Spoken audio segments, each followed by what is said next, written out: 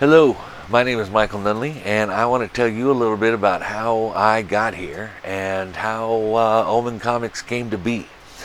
Uh, First of all, I started off wanting to write because of really four major influences really made me want to be a writer, a comic book writer specifically myself.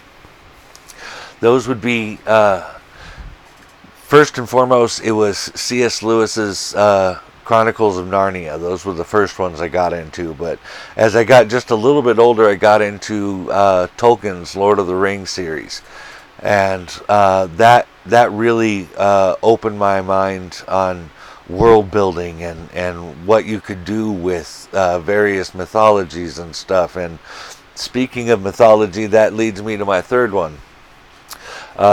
Greek, Norse, and Celtic mythologies were huge favorites of mine growing up. Really legends and myths of all sorts. If there was a book on it, I would read it. But those three in particular. The next one is going to have to be horror movies. Was a major influence on my writing and wanting to be a writer. One of the first movies I remember ever watching was A Nightmare on Elm Street when it first came out on video. I was back when you could rent movies at a video store. But the one that really made me say, you know what, I could be a comic book writer. That's what I want to do. I want to have my name written on a comic book one day saying that I wrote that. And that was Spider-Man versus Wolverine. This was around the time when I was 12 years old. And I read that, and it really opened my mind as far as the depth you could go with characters and the complexities you could have in a comic. That, you know, it wasn't just bad guy breaks into a bank, the good guy goes and beats him up and takes him to jail. That there's more complexity in that. And I gotta thank Marvel for that. They, you know, that book really opened my mind with what you could do with comics.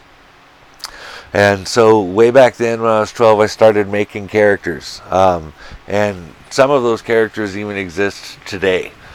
In fact, that leads to the next portion of this tale, and that is a bit about how I made lemonade out of getting a whole bunch of lemons. I got hired by a company that no longer exists anymore.